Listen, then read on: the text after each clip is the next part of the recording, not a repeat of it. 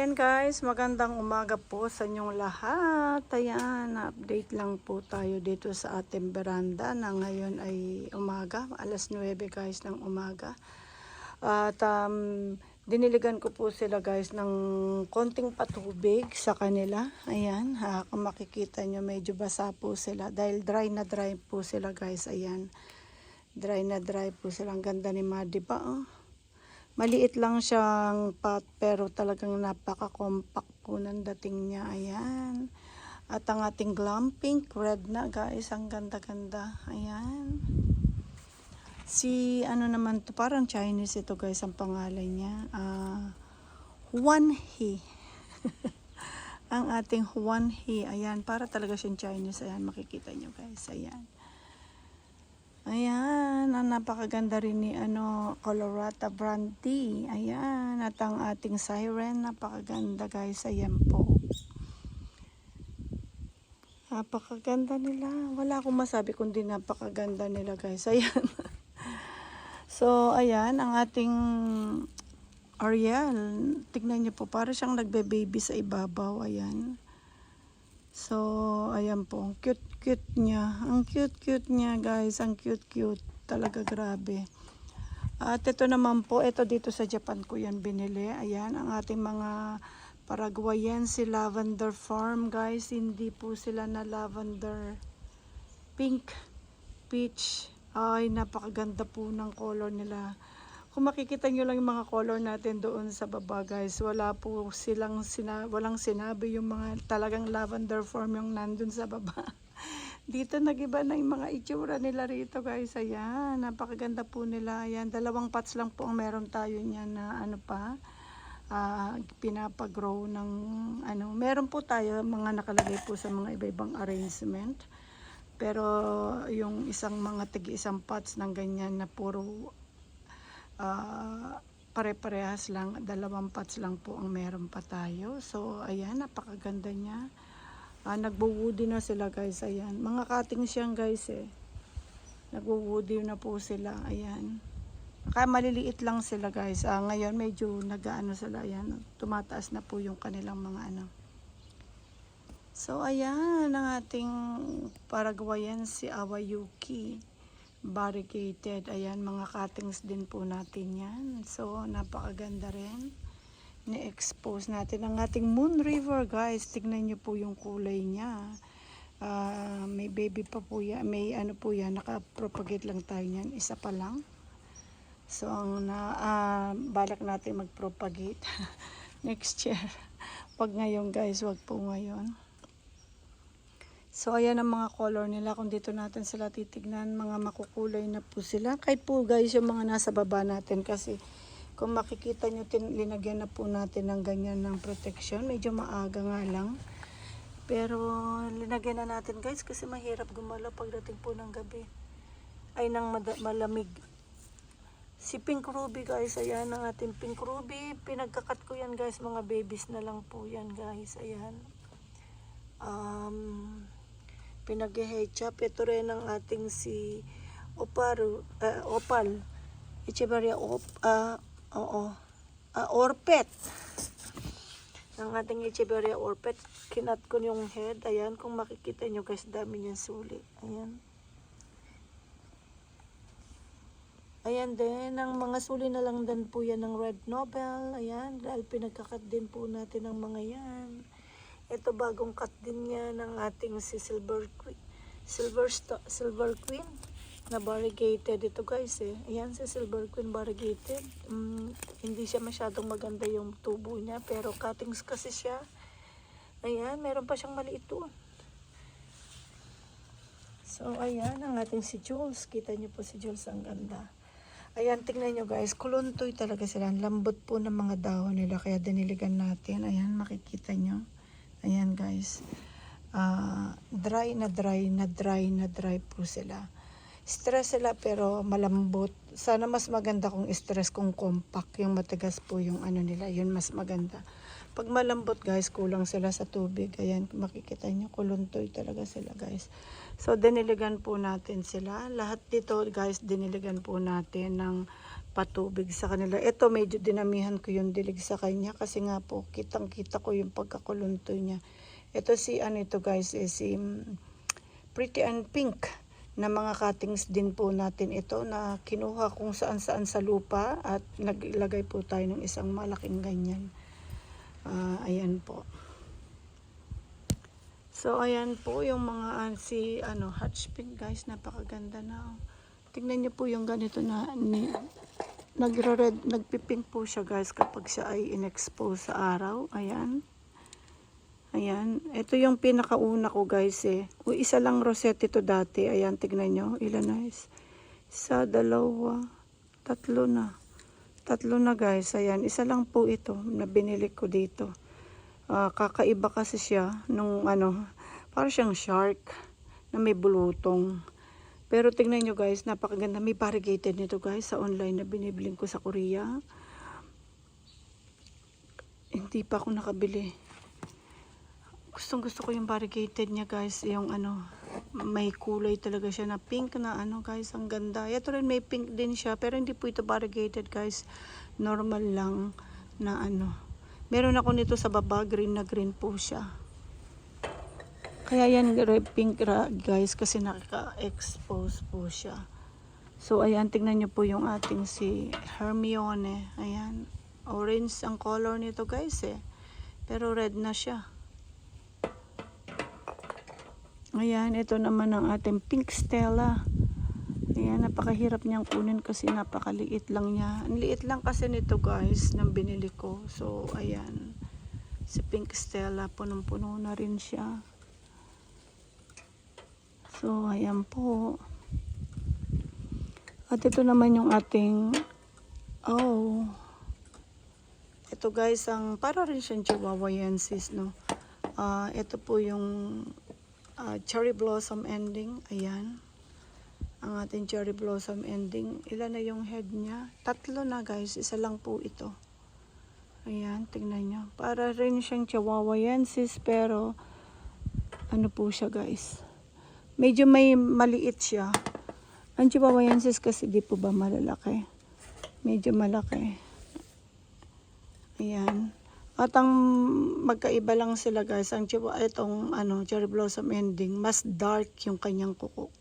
Medyo maroon ang color niya guys. So ayan. Maganda ng color niya. Nagpipink ko. So, mga cuttings kasi yan guys. So, ayan, ini-stress na natin sila. At ang ating mga dito yan, medyo nagre-red na rin si Spicy. Ayan, ang ating mga Violet Queen. Ito, variegated. Alam niyo ba? Grabe guys. Nakita ko yung mga purchase ko. Itong Violet Queen, ang binili ko pala siya ay $110. Grabe. Tapos ganyan lang siya kaliit. Buti hindi naman po siya namamatay. Ito naman po ay lip vibration at yun naman po ay ang normal. Hindi siya lumalaki. Hindi siya lumalaki guys. Ang ating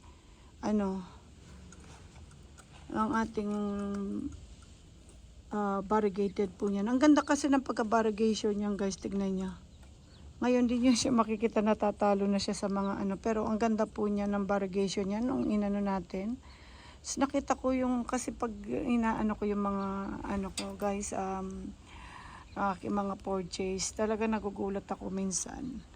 So ito naman po yung ating Red Nobel. Sabi ko, nabili ko. Nabili kitang guys. Sabagay mas may nabili pa akong mas mahal sa kanya, pero yung iba guys namatay na. Kung alin yung mas mahal, yun ang mga may hirap alagaan guys. So ayan, ang ko lang, thankful ko lang kasi buhay po siya. Kahit sabihin natin $110, malay natin po ay makapagsuli yan. Hindi tayo makakapagpunla dyan guys. Pag tinanggalan pa ng dahon yan, baka mamatay pa yan. So, ayan na naman po ito yung Red Nobel natin. Mga cuttings po yan. Ayan. Magagandang Red Nobel guys. Lumalaki rin. Kaya lang linagay ko siya sa small pots dahil cutting sila. At linagay ko sa Santa Claus na kasi po red na red po yan. At ang ating mga Ano na lang yan guys, kaya makikita nyo yan, mother plant yan guys, mga mother plant, kaya lang maliliit sila. Dahil po yan yung mga iniwan natin mga babies na parang mga langgam po yan nung tayo po ay nag-hedge up. Kasi po yung mga malalaki kinuha natin lahat. So ayan, medyo malalaki na rin sila. Tingnan nyo guys, ayan. So ayan po, ganyan po. Minsan ang mother plant ang napupudpud. Yung mga bagong cuttings ang ano. Ito naman maganda rin itong mother plant natin ito. Ayan. Yan po yung ating lovely rose na mga suli na rin yan guys, na mga pinag-hedge up natin yung mga ano rosette nila. At tingnan nyo po, malalaki na rin yung rosette nila. At nagpipink. So ayan po guys ang ating mga nandito. Yung mga nasa baba rin guys, ayan. Ang ating Fred Ives. Tingnan nyo yung Red Nobel guys, ay green po siya rito compared dun sa nasa nandito. Ayan. Ayan, ayan, mas red na po. Kung tutuusin, cuttings po yan. Pero tingnan nyo. Kasi green na green po yan dati. Kaya inakit ko yan sa taas eh. Nasa baba po yung mga yan eh. Tapos ito rin bagong akyat ko rin. Kasi nga green lang siya. Dapat ito magpipink siya. Ayan. So, pag nasa baba guys, mas light sila. Hindi sila gano'n nagda-dark. Ito rin dating naka-expose. Kaya siya pink guys. Ngayon binaba na natin. Ito rin itong marami akong cubic frost guys, alam niyo ba? Ang dami kong cubic frost pero binili ko po ito ng worth 1,000 yan dito dahil po siya ay crested. May baby po siyang crested guys, ayan. Binili ko yan dahil po sa crested. So ayan, pinapalaki, hindi ko pa siya inihiwalay sa mother plant niya kasi medyo maliit pa siya. So ngayon, first time kong yakit siya rito sa taas kasi para mas madaling mag-red dito or mag-compact ang plants natin. So ayan. Tingnan niyo po yung ating rose star, napakaganda niya. So ayan, itong si Floripera. Yan si Caroline. Nakyat ko rin dito si Vampire guys. Ayan, tingnan niyo po ang ating Vampire. Mukha siya talagang vampire. Dahil po, yung kanyang ng dahon guys, meron siyang pagguhit-guhit na parang dark ng parang parang yung po ng Dracula. Yan, kaya siguro siya tinawag na vampire. Ayan, at ang mga nando naman guys, ayan. Red na red din sila. Etong mga natin guys, hindi pa masyadong ayan, tignan nyo. Konti pa lang yung nila. So, ayan.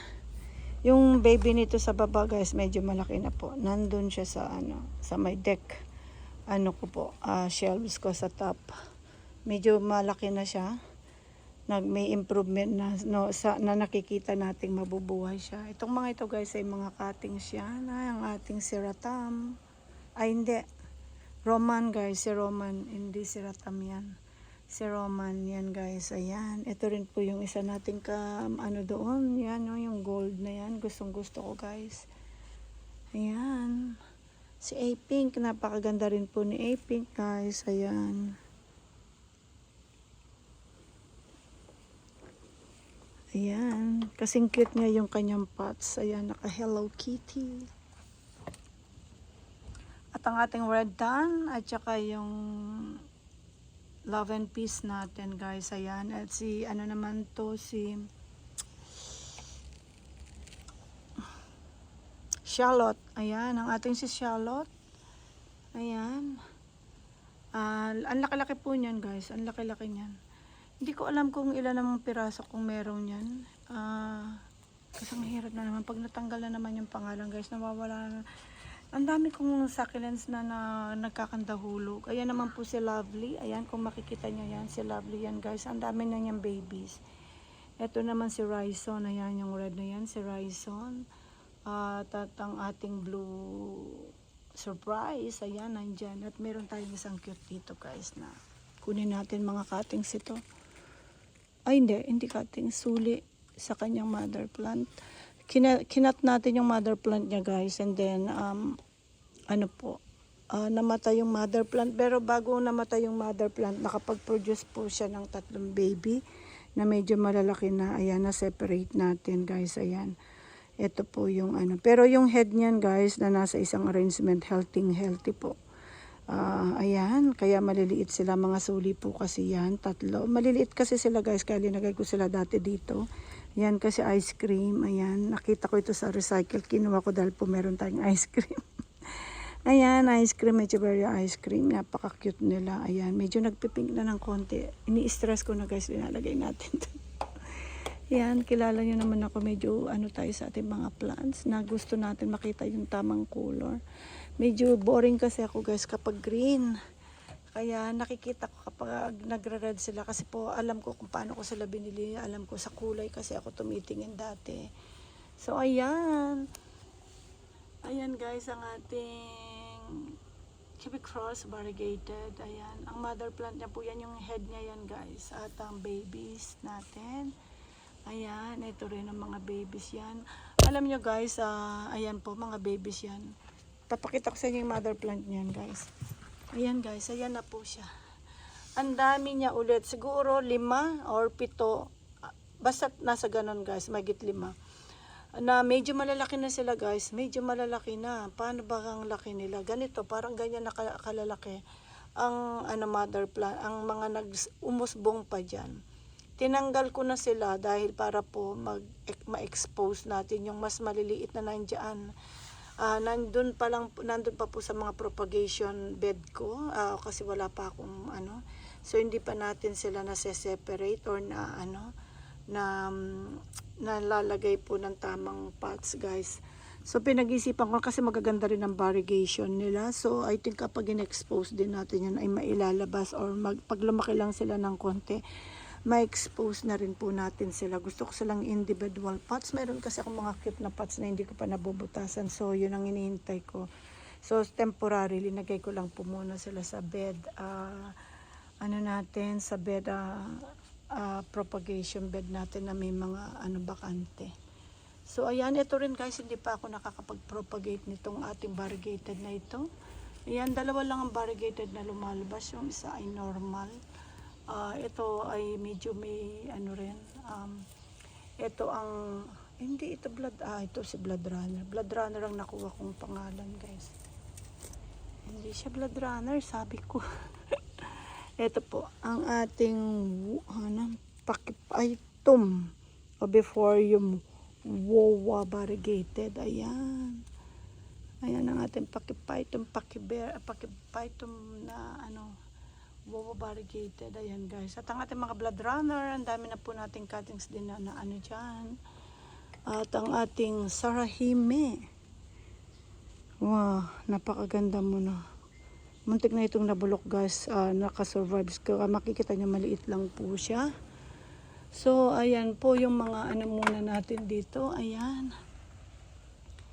Mga diniligan ko rin yan, mga nandun din sa dulo guys. Dinadiligan po natin lahat yan. Tingnan nyo si Hermione guys. Si Hermione, yung nandoon ko. I think ito si Hermione ay punla ko yan. Hindi ko alam guys kung punla ko yan sa dahon. Kasi yun ang main ko guys yung si Hermione ko. Ito. Ayan. Ayan po yung ating Hermione.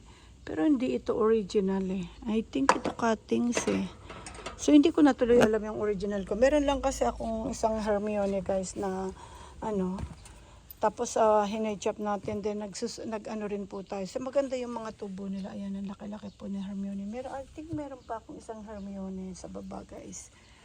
So ayan lang po muna ang update natin sa inyo guys. At tingnan niyo po ito. Ang ganda. Ito hindi ko pa napapalitan pa rin ng Ayan. Dami niya po guys Red na siya. Pero ang dami mong dumi. Ang dami niyan dry leaves guys. Naku, kailangan malinisan mo na. Si ito Kailangan malinisan ka na. Ang ganda-ganda mo Ang ganda-ganda mo. Tapos ang dumi-dumi. Dungis-dungis mo sa loob. Ayan si Elsia. Ang ating Elsia. Natanggal yung dahon Ayan.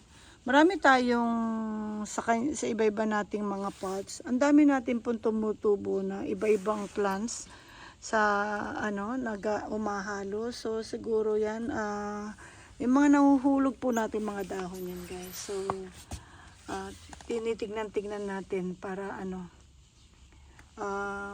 ma-propagate natin. Ito guys, tingnan nyo, red na red. Ang dami kong punla nito hindi naman madami. May mga punla ako nito sa dahon. At ang ganda po ng tubo, red na red sila. Red na red talaga sila. Ayan. Ayan, tignan nyo guys. Ayan, may mga cubic frost akong mga dahon na nagkanda hulog. Hindi ko alam kung mga variegated yan. Kaya tinitignan po natin. At ang ating sikrom guys, tignan nyo, nakalbo ko na halos. Ang dami kong kinuwang cuttings dito, tignan nyo po. Ayan, kinuha natin yung mga malalaking kasi ang dami niya pong mga maliliit na babies para ma-expose po. So, ayan guys, ayan po yung ating munang update sa inyo. At nagugutom na ako. Yang ating hatch pink guys, ayan, mga punla po natin yan sa dahon. Ayan, ang ating Leticia, ayan, mga punla. And I think ito si Leticia, ito guys, mother plant ito. Cuttings din siya, and then hinedchop din natin, kaya naging mother plant na siya. Ano po ito, mga babies na lang, kaya maliit siya. So ito rin ay mother plant na rin ito. I think ito hinedchop ko rin kasi maliliit eh. Ayan guys, ayan guys, sinedchop ko nga siya. Ayan kung makikita nyo yung bilog doon. Mga babies na lang po siya. Ayan. Mga babies po niya po ito. Mother plant na rin pala ito. Kala ko So, yan. Mga pinagkakat natin. Mahilig kasi tayo mag-cuttings. Kaya marami tayong mga maliliit nating mga plants guys. Pero mga healthy at nag-grow naman po. So, ayan. So, kahit maliliit pa lang yan na ginagawa na nating mother plant, kaya baka next year ito na naman ay makat na naman natin itong medyo malalaki na. May iiwan na naman po yung mga malalaki. So, kaya yung mga plants natin guys ay nagkalat po. Nagkalat sila kasi nga po ay maliliit. So, ayan guys, pasensya na po kayo. Ang dami kong kwento. At hanggang dito na lang muna ang update natin. At pero naka 22, magta 23 minutes na po tayo. So, ayan, nagdilig lang po tayo ng konti ngayon. At dahil sobrang init po dito sa area nila. At dry na dry po talaga sila kung makikita ninyo. Tingnan nyo nga po, ayan, ang kulontoy sila, kulontoy po. Kaya, ayan, diniligan natin. Hindi po swak ang tubig na dinilig natin. Tama lang po para sa kanila. Konti lang guys, hindi po madami. Yung siguro isang dilig natin paikot ng ganon, tapos konti pa, ayun, yun na lang po. Hindi natin talaga yung hanggat gusto nila. So, ayan lang guys, kasi po yung hamog dito, yung lamig, rin po nila yung lamig dito. Ngayon, kailangan ko lang kasi sila talagang diligan dahil po kapag lumamig na yung ating panahon, mas mahirap na po tayong tumiming sa lamig. Ngayon, medyo mainit pa. Nasa 20 degrees pa tayo guys. So ayan, pag lumamig na po tayo, mahirap na mag-schedule ng dilig or mag-iisip na po tayo kung didiligan ba o kasi malamig. At mas pag ganitong panahon, mas winter, mas gusto ko magdilig po ng umaga kaysa sa gabi o hapon. Pag po kasi pag summer, hapon mas gusto ko magdilig kasi po ay para na po nila muna yung tubig. Pero dahil po walang init. Pero pag summer ng ganito, kahit mainit, may araw, parang hindi naman po sila ganun masusunog. Kasi paggabi, pwede pong magyelo ang kanilang mga pots or paggabi po, mga hapon na tayo. Para pag umaga tayo nagdilig, mas maganda po kasi nga sa akin guys, dahil po mas matutuyo pa sila ng konti bago umabot ng gabi. Mahanginan sila. So, ayun, ganun guys. So, yan guys, ang dami ko pong ayan. Thank you so much for watching and have a good day po sa inyong lahat. Happy weekdays, guys.